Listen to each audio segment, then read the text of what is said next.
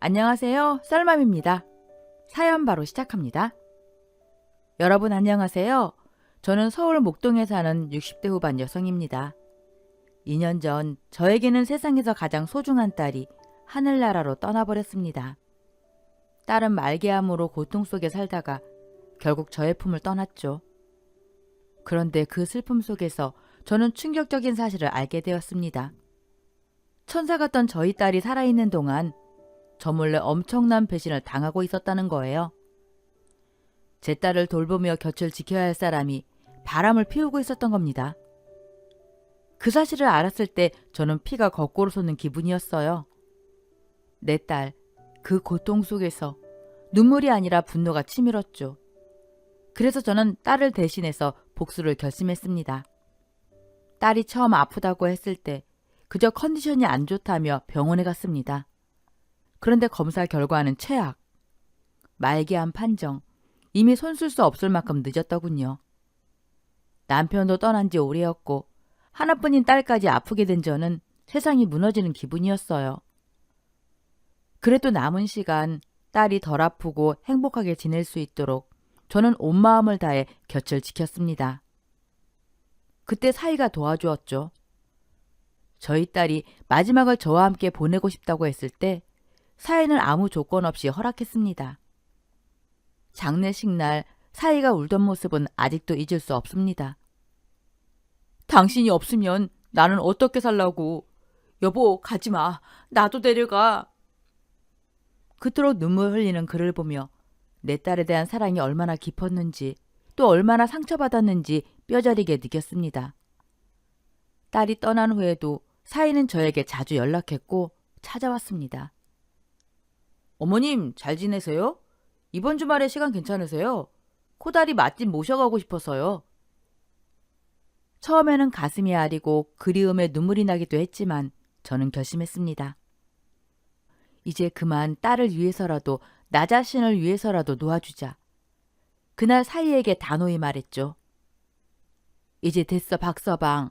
연락하지도 말고 찾아오지도 말게. 우리 딸을 위해서라도 서로 각자의 길을 가야 해요. 나는 앞으로 우리 딸의 기억을 간직하며 살아갈 거고 박서방도 이제 박서방 인생을 찾아가. 그 이후로 저는 사이와의 인연을 끊었습니다. 부득이한 일이 아니면 저는 사이에게 연락하지 않게 되었죠. 하지만 자식을 떠나보낸 사람이 마음을 잡기란 쉽지 않더라고요. 그래서 마음을 잡기까지 꽤 오랜 시간이 걸렸습니다. 그리고 어느 정도 마음을 잡고 살아갈 때쯤 딸이 떠난 지 2년이라는 시간이 흘렀죠. 그때부터 저도 사람답게 살아보자는 심정으로 오랜만에 김장을 하게 되었습니다. 그런데 막상 김치를 담다 보니 떠오르는 사람이 있더라고요. 바로 저의 사이였습니다. 제가 먼저 잊고 살라며 사이와 인연을 끊었지만은 사이는 제가 담근 김장김치를 유독 좋아했었거든요.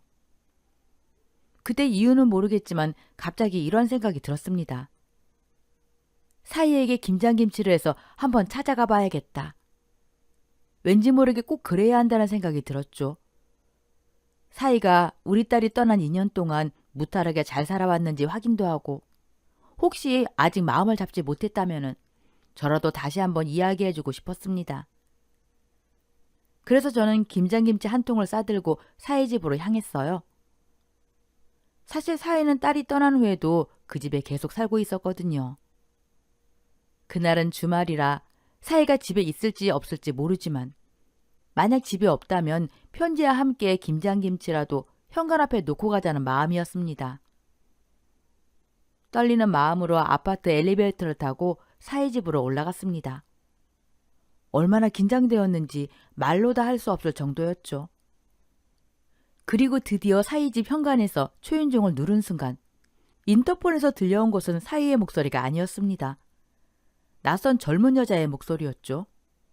누구세요? 아유, 죄송한데 여기 박재영 씨 집 아닌가요?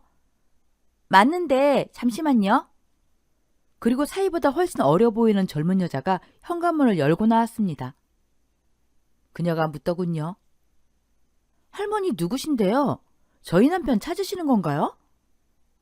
뭐라고요? 남편이요? 젊은 여자는 사위를 불렀습니다. 여보, 어떤 할머니가 오셨네? 사위가 형광등 아래로 나와 제 모습을 보더니 정말 깜짝 놀라더군요. 어머님, 여기를 어떻게? 아, 나는 그냥 박서방 자네가 내가 담근 김장김치를 좋아해서 어떻게 지내는지 보고 김치도 전해주려고 왔던 건데 아무튼 난 신경 쓰지 말고 잘 살게나. 그때 저는 너무 당황해서 경황도 없이 김장김치만 건네주고 재빨리 사위 집을 떠났습니다. 그리고 엘리베이터를 타고 내려가는데 전 그때 정말 놀랐습니다. 사위가 벌써 재혼을 했을 거라고는 상상도 못했거든요. 제 딸을 보내는 것조차 힘들어했던 사람이니 아직도 제 딸을 못 잊고 혼자 지낼 거라 여겼던 겁니다. 그래서 솔직히 마음 한켠에 섭섭함도 들었습니다. 벌써 다른 사람과 살다니. 하지만 그 섭섭함조차 제 개인적인 욕심일 뿐이라는 걸 알았습니다. 사위는 제 딸처럼 생각했던 사람이고 무엇보다 딸이 떠난 후에도 그가 행복하게 살길 바랬으니까요. 그런데 엘리베이터에서 우연히 듣게 된 엄청난 진실에 저는 큰 충격을 받고 말았습니다. 같이 탄 다른 여자들의 대화 내용이었죠. 1303호 치과의사 하는 집 봐. 어떻게 그렇게 뻔뻔할 수가 있어? 정말 낯짝도 두껍다. 얼굴 보는 것만으로도 소름이 돋아. 그러게 그 인간. 지 마누라 죽고 바로 젊은 년 데리고 와서 살았지? 하준이 엄마 바로 옆집 사는데 치과의사란 놈 지 마누라 암 걸려 죽게 생겼는데도 자기 병원 가는 사람 바람나서 정신 못 차리고 매일 바람 피우고 다녔다더라. 호스피스 병동 들어가기 전까지 밤마다 싸우는 소리 들리고 장난도 아니었다. 진짜 짐승놈이 따로 있네. 자기 마누라가 아파 죽게 생겼는데 바람을 피울 수가 있어? 그것도 자기 병원 간호사랑. 아직도 이 아파트에 살고 있다니 참 대단하다. 여자들이 이야기하는 걸 들으며 저는 숨쉬는 것도 잊을 정도였습니다. 제 손이 벌벌 떨리고 바로 그 자리에서 저는 주저앉을 뻔했습니다. 여자들이 말한 그 치과 의사가 바로 제 사위였던 겁니다. 사위가 제 딸이 살아있을 때 아픈 제 딸을 두고서 바람을 피우고 있었다니.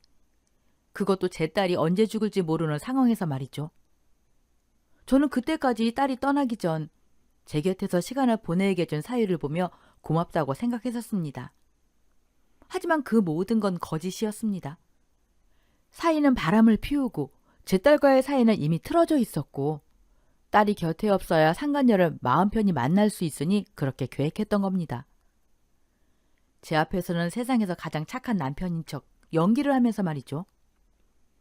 저는 그날 집에 어떻게 돌아갔는지조차 기억이 나지 않습니다. 택시를 타고 집에 돌아온 것 같긴 한데 그냥 계속 미친 사람처럼 울었던 것 같습니다. 죽을 병에 걸린 딸이 사위에게 저 몰래 고통을 당했다는 생각에 너무 억울하고 원통해서 정신이 어떻게 될 것 같았습니다. 아픈 자식이 그렇게 고통받는지도 모르고 떠나보냈다는 사실이 스스로가 너무 원망스럽고 화가 나서 가슴을 치며 얼마나 울었는지 모릅니다. 아이고 내가 미친년이지. 아픈 내 새끼 마음도 모르고 그동안 아무것도 모르고 살았네. 내 새끼 억울하게 죽은 것도 모르고 속 편하게 살았어. 내가 미친년이야. 내가 죽일 년이라고. 그 원수 같은 사위에게 김치를 싸들고 찾아간 제 자신을 떠올리며 하늘에서 보고 있는 딸이 얼마나 속상하고 가슴 아팠을까. 죄스럽고 미안한 마음뿐이었습니다. 게다가 사위 집에 찾아갔을 때 경황이 없어 몰랐던 사실이 있었습니다. 재혼한 부인을 보니 어디서 많이 본 얼굴이더군요. 그제야 기억이 떠올랐습니다. 바로 사위가 운영하는 병원에서 일하던 간호사였던 겁니다. 몇 번 본 적이 있었는데 그제서야 모든 퍼즐 조각이 맞춰진 느낌이었습니다. 그래서 저는 이렇게 가만히 있을 수만은 없다는 생각이 들었습니다.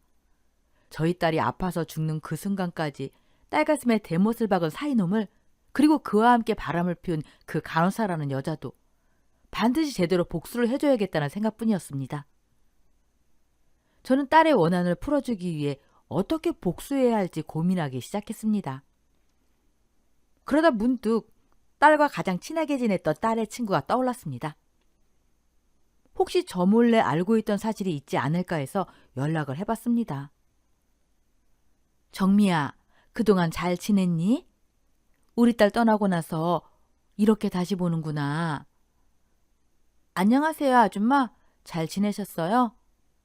정미야, 내가 우리 딸 떠나고 나서 최근에 몰랐던 사실을 알게 됐어. 내가 묻는 말에 솔직하게 대답해줬으면 좋겠구나. 아줌마, 어떤 일 때문에 그러세요? 우리 지혜 살아있을 때 박서방 그놈이 자기 병원 간호사랑 바람 피우고 있었던 거 맞지? 그 일 때문에 우리 지혜가 마음고생하다가 떠난 거 맞는 거지? 아, 아줌마가 그걸 어떻게... 말해줘. 제발 말해줘. 아줌마, 사실은요. 그 나쁜 놈이 지혜가 말기암이라는 걸 뻔히 알면서도 몰래 바람을 피웠어요. 뭐라고? 그러다 걸리니까 아주 뻔뻔하게 나오더라고요. 저랑 지혜랑 같이 따지니까 지혜한테 뭐라고 했는지 아세요? 어차피 죽을 사람인데 미리 사람 좀 만나는 게 뭐가 문제냐고요. 지혜 죽으면 자기도 같이 살 사람은 미리 알아보고 연애도 하고 정해놔야 하는 거 아니냐고요. 뭐라고? 그 죽일 놈이 우리 지혜한테 그런 말을 했다고? 그래서 제가 안 되겠어서 아줌마한테 사실대로 말하자고 했는데 지혜가 말렸어요. 자기 때문에 엄마 더 힘들게 하지 말자고요. 나 하나만 참으면 되잖아 라면서요. 저라도 꼭 말씀드리고 싶었는데 지혜가 너무 간절하게 부탁해서. 아줌마, 그동안 말씀 못 드려서 정말 죄송해요. 그 죽일 놈들 내가 가만두지 않을 거야. 내가 죽는 한이 있어도 그것들 전부 망하는 꼴 보고 죽을 거야. 불쌍한 내 딸, 불쌍한 내 새끼. 그때 정미가 조심스럽게 말하더군요. 아줌마, 혹시 지혜 핸드폰 확인해 보신 적 있으세요? 지혜 핸드폰? 사실 지혜가 죽기 전에 그놈이랑 이혼하려고 핸드폰에 증거 자료를 모아놨었어요. 나중에 몸도 너무 힘들고 시간이 얼마 안 남았다는 걸 느꼈는지 아줌마랑 보내는 시간 낭비하기 싫다고 다 포기하고 간뒀거든요.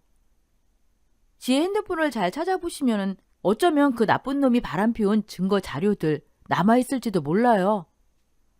물론 지금 당장 뭘 할 수 있는 건 아니지만요. 그 말을 듣고 저는 집에 오자마자 보관해두었던 딸의 핸드폰을 켰습니다.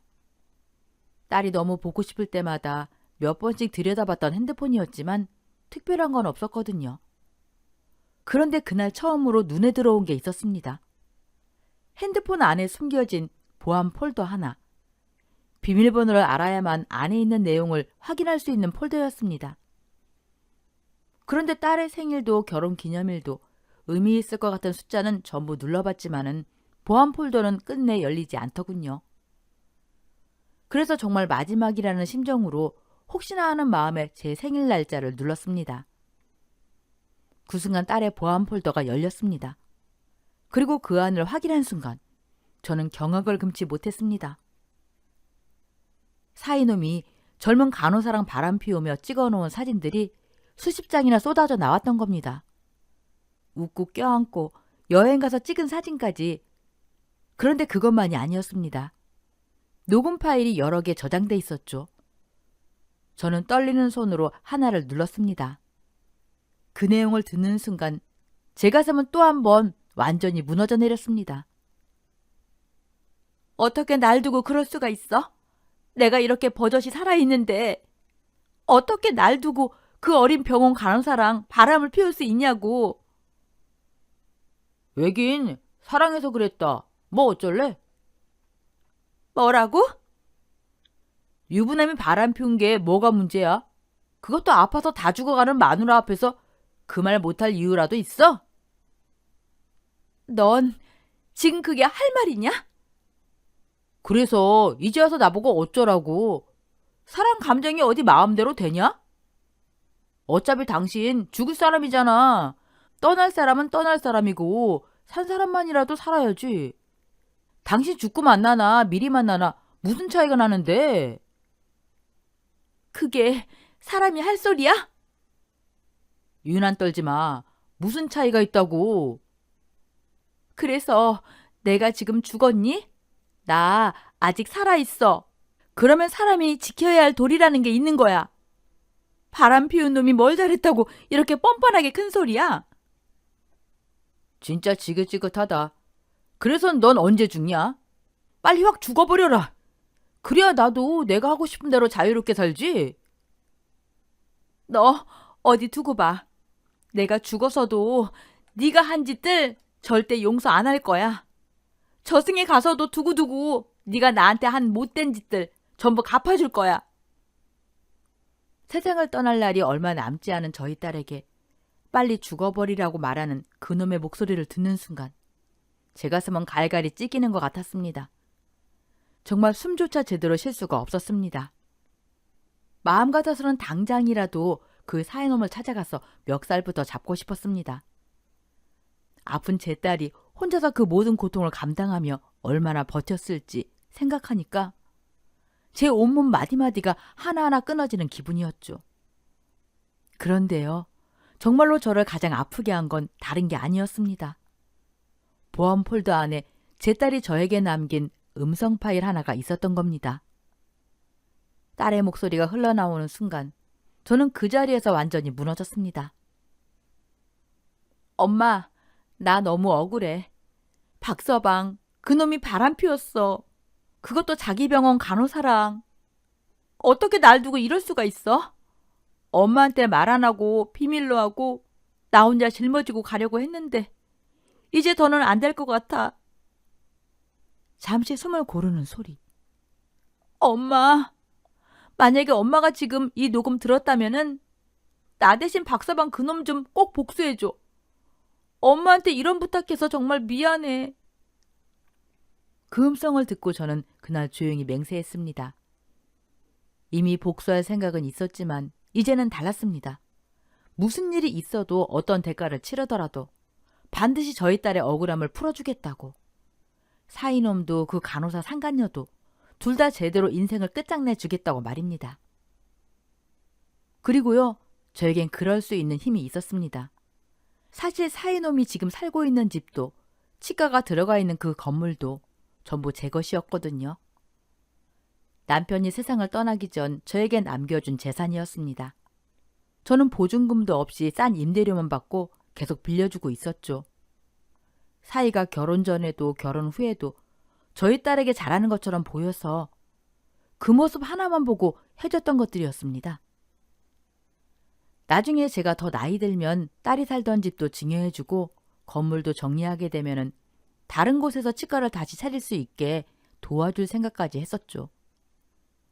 그런데 그 착한 줄만 알았던 사이놈이 알고 보니 악마나 다름없는 인간이었습니다. 제 뒤에서 말기암으로 살 날이 얼마 남지 않은 제 딸을 배신하며 그런 짓을 하고 있었다는 걸 그제야 알게 된 겁니다. 저는 혼잣말처럼 딸에게 말했습니다. 지혜야, 걱정하지 마. 엄마가 우리 딸 대신 꼭 복수해 줄게. 무슨 일이 있어도 그것들 망하는 꼴 엄마가 꼭 보고 말 거야. 우리 딸 눈에 피눈물 나게 한 만큼 엄마가 그것들 눈에 피눈물 나게 해줄게. 그리고 그날부터였습니다. 제가 사이놈과 그 상간녀의 뒷조서를 시작한 게. 이 이야기는 지금 여러분이 듣고 계신 썰맘에서 절대 끝까지 전해드려야 할 이야기였습니다. 그리고 얼마 지나지 않아 아주 뜻밖의 사실 하나를 알게 됐죠. 그 두 인간이 인터넷 도박에 빠져 빚더미에 올라있다는 사실이었습니다. 은행은 물론이고 주변 사람들에게까지 돈 될 만한 건 전부 끌어다 썼더군요. 그 순간 머릿속이 맑아졌습니다.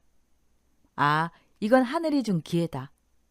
돈, 그 인간들이 가장 약한 부분이었거든요. 그래서 저는 며칠 뒤 사이놈에게 먼저 연락했습니다. 박서방, 우리 잠깐 얼굴 좀 볼까? 장소는 제가 소유한 건물 안 커피숍이었습니다. 지혜가 세상을 떠난 뒤에도 그 인간은 참 편안해 보이더군요. 얼굴이 아주 좋아 보였습니다. 박서방, 그동안 잘 지냈어? 그날 내가 갑자기 집에 찾아가서 많이 놀랐지? 어머님이야말로 제쳐보고 많이 놀라셨죠? 병원에서 일하던 간호사가 갑자기 제 아내라며 집에 와 있어서요.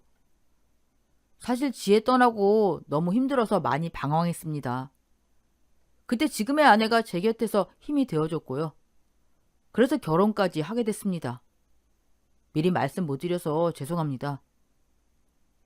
아니야, 그럴 수 있지. 우리 지혜 떠나고 만난 거잖아. 내가 무슨 자격으로 박서방한테 뭐라 하겠어? 그 인간은 완전히 안심한 얼굴이더군요. 그런데 어머님, 오늘 갑자기 왜 보자고 하신 건지 여쭤봐도 될까요? 저는 천천히 숨을 고르고 미리 준비한 말을 꺼냈습니다. 나 말이야, 이제 정리할 때가 된 것 같아. 얼마 전에 병원에 다녀왔는데 암이래.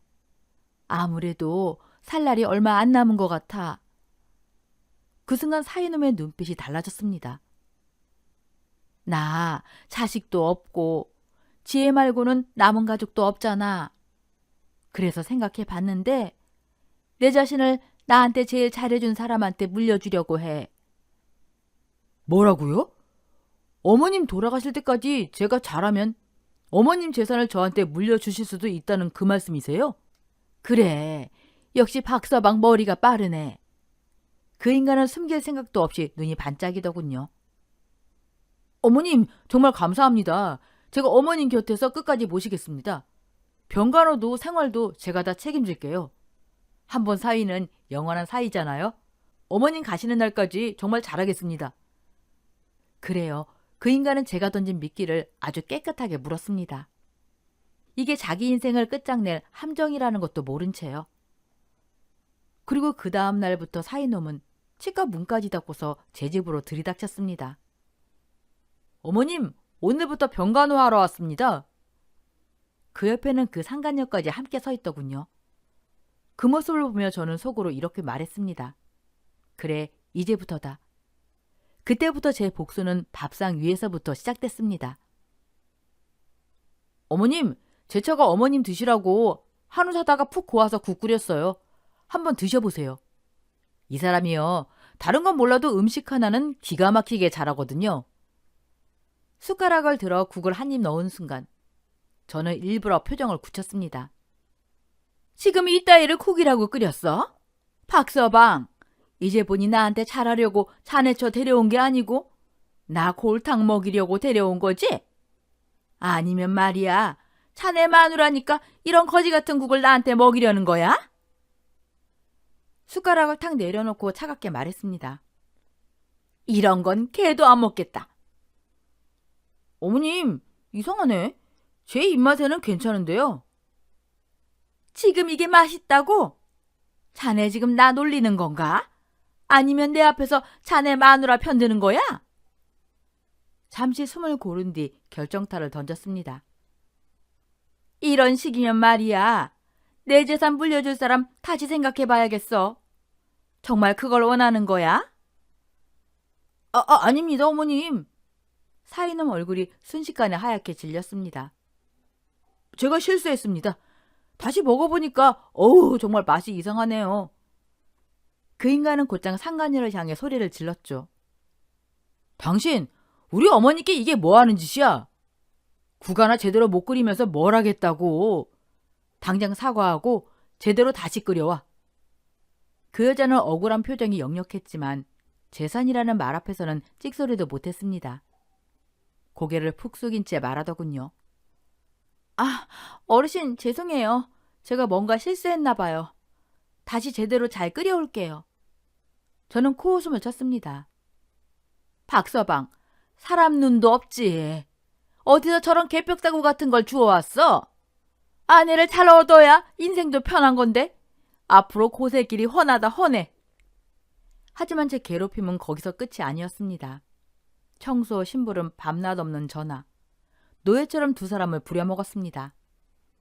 그리고 어느 순간부터는 아예 치매가 온 노인처럼 연기를 하기 시작했죠. 정신이 오락가락하는 척, 말도 앞뒤 안 맞게 하면서요.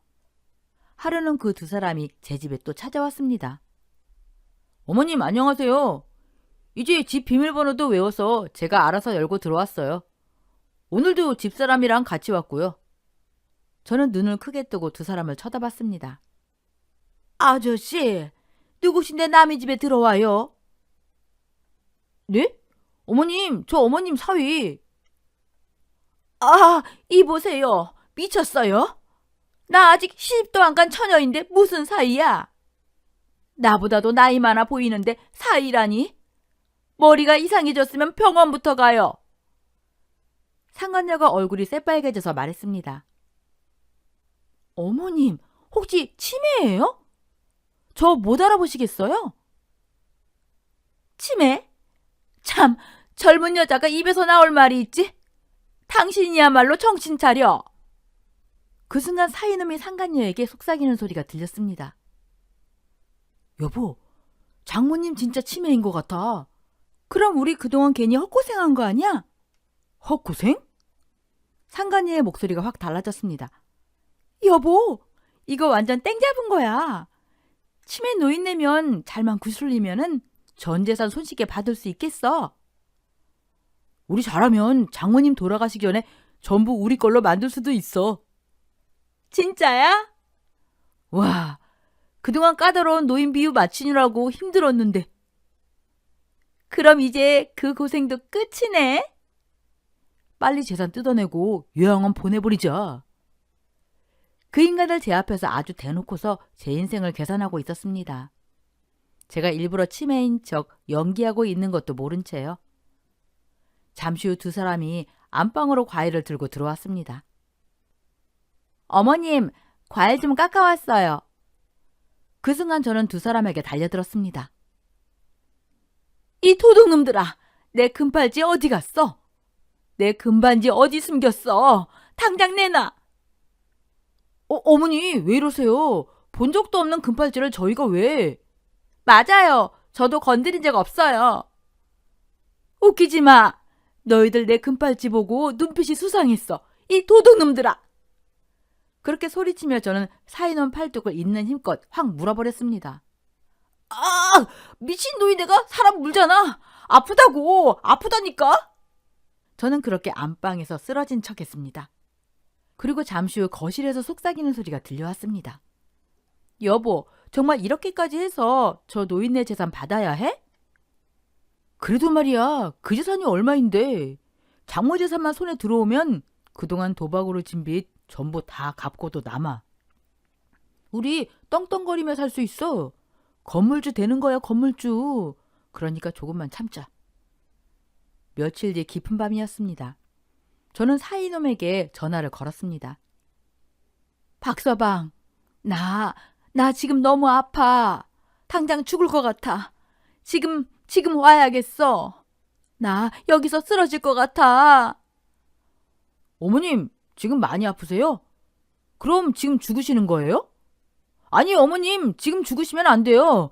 죽을 때 죽더라도 저한테 전 재산 물려준다는 유언은 남기고 가셔야죠. 제가 지금 차 가지고 갈 테니까 조금만 기다리세요. 제가 도착하기 전까지는 절대 죽으시면 안 됩니다.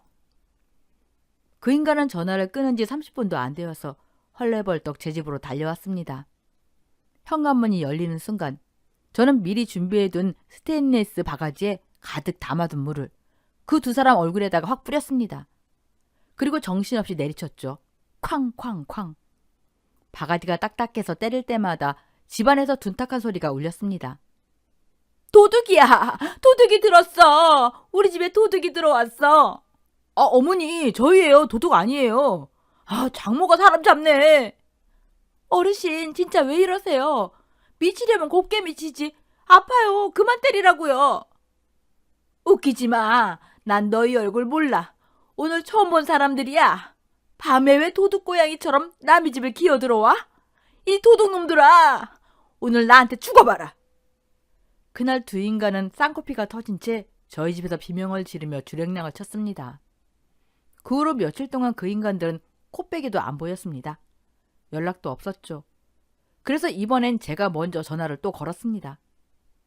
박서방, 나야. 자네한테 아주 중요한 말이 있어서. 무슨 말씀이세요, 어머님? 또 아프다고 저 불러놓고는 때리실 건가요? 아, 그게 아니고 이제 모든 걸 정리할 때가 온 것 같아. 시간 괜찮으면 지금 당장 우리 집으로 와. 그동안 나 돌보느라 고생한 자네처도 꼭 데리고 오고. 정말이세요? 이제 재산 정리하시는 거예요? 그럼 어머님 재산 저한테 전부 물려주시는 거 맞죠? 지금 당장 아내 데리고 어머님 집으로 갈게요. 그렇게 해서 사이놈과 그 상간녀는 아무것도 모른 채 아주 신난 얼굴로 저희 집 현관 앞에 다시 서게 되었습니다. 그리고 현관에 들어서자마자 사이놈은 신이 난 얼굴로 저에게 말했습니다. 어머님, 정말 감사합니다.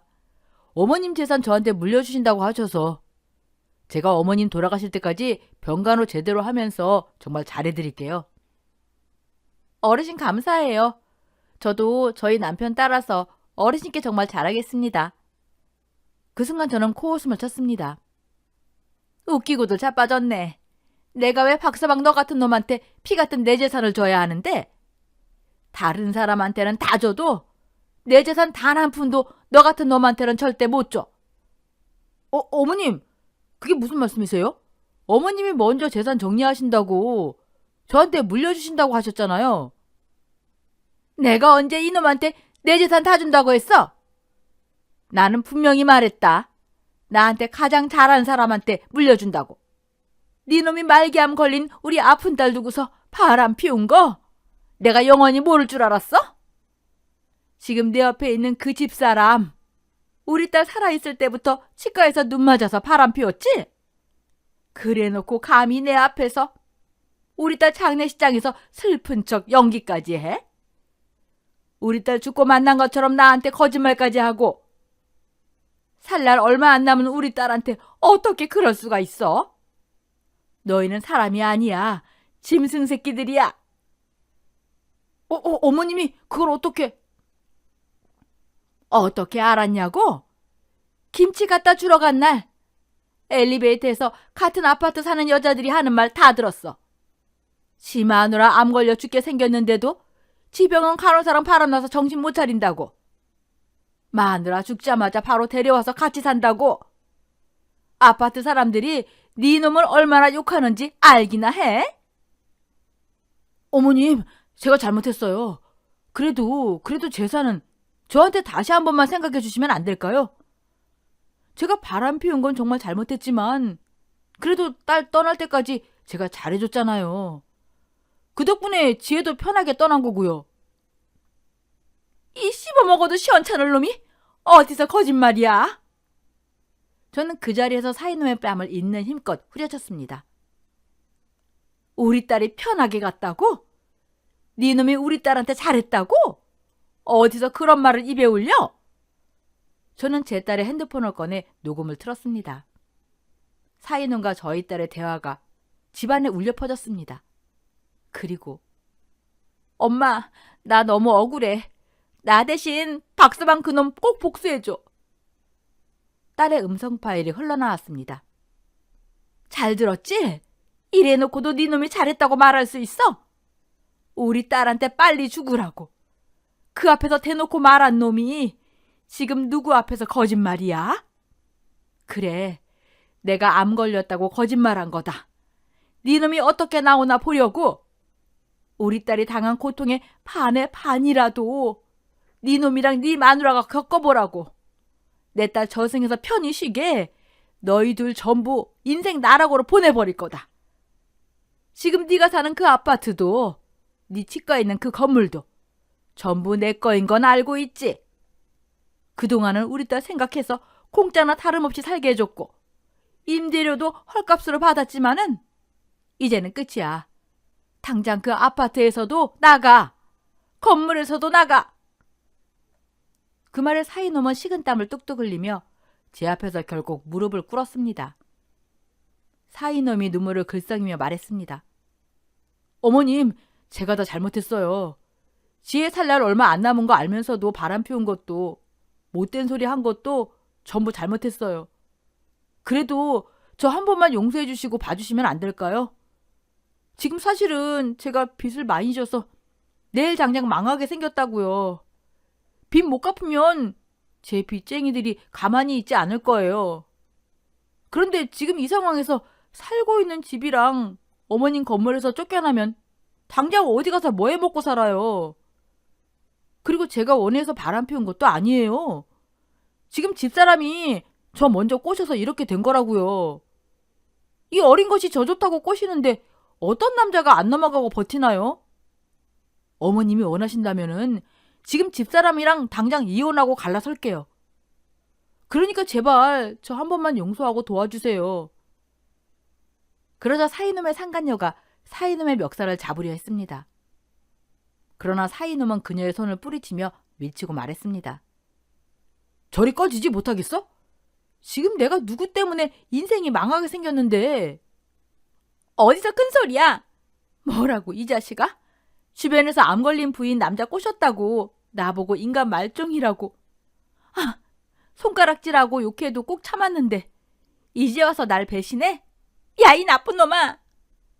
사이놈과 상간녀가 서로 잡고 싸우려 하자 저는 크게 소리쳤습니다. 당장 그만두지 못하겠어? 싸우려면 너희 집 가서 싸워. 너희들처럼 더러운 것들이 우리 집에서 싸우는 걸 못 보겠다. 그리고 저는 안방을 향해 목소리를 높여 말했습니다. 박서방, 우리 딸이 자네한테 했던 말 기억하고 있나? 우리 딸이 죽어서도 자네를 절대 용서하지 않을 거라고. 저승에 가서도 두고두고 네가 잘못했던 짓들을 전부 갚아줄 거라고 했었지? 그거 지금 내가 우리 딸 대신 갚아주려고 하는 거다. 여러분, 이제 나오셔도 됩니다. 그 순간 저희 집 안방에서 사람들이 하나둘 걸어 나왔습니다. 그 모습을 본 사이놈과 그 상간녀는 그 자리에서 제대로 기겁을 하고 말았죠. 안방에서 나온 사람들, 그들은 다름 아닌 사이놈과 상간녀가 인터넷 도박을 하기 위해 시가를 확장한다면서 거짓말로 돈을 빌려갔던 바로 그 빚쟁이들이었습니다. 저는 사이놈과 상간녀를 부르기 전 이미 그 빚쟁이들에게 연락을 해두었습니다. 그동안의 자초지정을 하나도 빠짐없이 설명하며 모든 사실을 전부 알려주었던 겁니다. 자신들이 속았다는 사실을 알게 된 빚쟁이들은 분노에 차서 그대로 저희 집으로 달려왔던 거죠. 빚쟁이들은 두 사람을 보자마자 달려들기 시작했습니다. 이 자식아, 나한테 치과 확장한다고 투자하라며 돈 빌려가 놓고는 그 돈으로 인터넷 도박을 했어? 내 돈 어떻게 할 거야? 당장 내 돈 못 갚겠어? 네 남편이 치과 의사라고 그렇게 자랑하더니 유부남 꼬셔서 결혼한 거였냐? 난 너 같은 더러운 쓰레기 친구 둔 적 없어. 치과 확장한다면서 거짓말로 빌려간 내 돈 지금 당장 내놔. 그때 누군가 말했습니다. 여러분, 이건 말로 해결할 일이 아닙니다. 당장 경찰서로 데려갑시다. 이 사기꾼들 제대로 혼나야 합니다. 그제야 사이놈이 바닥에 주저앉아 울부짖기 시작했습니다. 제가 잘못했습니다. 제발 한 번만 용서해 주세요. 열심히 일해서 갚을게요. 제발 한 번만 봐주세요. 아픈 집사람 두고 바람 피웠다가 결국 내 인생 끝장나게 생겼네. 아니야, 안 돼. 내 인생이 이렇게 끝날 순 없어. 이럴 수는 없어. 그렇게 사이놈과 상간녀는 빚쟁이들에게 붙잡혀서 정말로 경찰서로 끌려갔습니다. 그 두 사람은 같이 감방에 들어가게 됐습니다. 불법 인터넷 도박은 물론이고 사람들을 속여 돈을 빌린 죄까지 더해져서 사기죄로 구속된 겁니다. 비록 저희 딸이 직접 사과를 받지는 못했지만 결국 제대로 된 복수를 해준 셈이었습니다. 사이놈이 살던 제 아파트도 돌려받았고 치과 역시 저희 건물에서 내쫓았습니다. 악하게 살던 사람들은 결국 자신의 악으로 인해 벌을 받게 된 것이었죠. 부디 교도소에서 자신의 죄를 똑바로 반성하며 살기를 바랄 뿐입니다. 딸 대신 복수를 해주고 나니 조금은 후련해진 마음이 들었어요. 하지만 그래도 마음에 걸리는 한 가지가 있었습니다. 혹시라도 우리 딸이 사이놈 때문에 편히 눈을 감지 못했을까봐 그 생각이 계속 마음을 짓눌렀습니다. 그러던 어느 날 딸의 휴대폰 보안 폴더에서 제가 미처 보지 못했던 음성 녹음 하나를 발견하게 됐습니다. 딸이 떠나기 며칠 전 남긴 음성이었어요. 그 음성을 듣는 순간 저는 그만 눈물을 흘리고 말았습니다. 엄마, 나야, 지혜야. 아마 이게 엄마에게 남기는 마지막 메시지가 될 것 같아. 엄마가 이 음성을 듣고 있다면은 박서방이 나한테 했던 짓도 나한테 무슨 일이 있었는지도 전부 알았겠지? 엄마 정말 미안해. 자식된 도리로 엄마보다 오래 살면서 좋은 모습 보여줘야 했는데 내가 그러지 못해서. 그런데 엄마, 나 살면서 불행하기만 했던 건 아니야. 엄마 딸로 태어나서 정말 행복했어. 그래서 박서방 그놈이 날 배신한 게 너무 화가 나고 용서할 수가 없었는데 내 마지막이 다가오니까 그런 감정에 매여 있으면 안 되겠더라고. 그보다는 엄마랑 남은 시간을 행복하게 보내는 게 더 중요하다는 생각이 들었어. 그렇다고 그놈을 용서한 건 아니야. 내가 아니더라도 언젠가는 꼭 벌을 받을 거야. 그러니까 엄마, 내일로 너무 속상해하지는 마. 나 마지막엔 엄마가 곁에 있어서 정말 행복했어. 세상에서 제일 사랑하는 우리 엄마. 다음 생이 있다면은 그때도 엄마 딸로 태어나고 싶어. 그땐 우리 오래오래 행복하게 살자. 하늘에서 아빠랑 만나서 엄마 기다리고 있을게. 엄마, 언제나 고맙고 사랑해. 딸의 마지막 메시지를 들으며 저는 끝내 눈물을 펑펑 쏟고 말았습니다. 그리고 앞으로 남은 인생이 얼마가 남았든 저는 제대로 잘 살아야겠다는 생각이 들었습니다. 그래야 나중에 좋은 곳으로 가서 우리 딸도 만나고 엄마가 대신 잘 살다 왔다 말할 수 있을 테니까요. 그래서 저는 남은 재산 일부를 정리하며 독거 노인분들과 어려운 이웃을 돕는 단체에 기부를 했습니다. 앞으로는 나누면서 좋은 일을 하면서 살아갈 생각입니다. 이로써 제 사연을 마치겠습니다. 모두 건강하시고 그저 평안하고 행복하기만 하시길 바랍니다. 감사합니다. 오늘 썰맘 사연글에 여러분의 소중한 댓글 부탁드립니다. 그리고 어디서 사연 듣고 계시는지, 연령대는 또 어떻게 되시는지 안부도 부탁드립니다. 그럼 오늘 사연도 함께 읽어주셔서 감사합니다.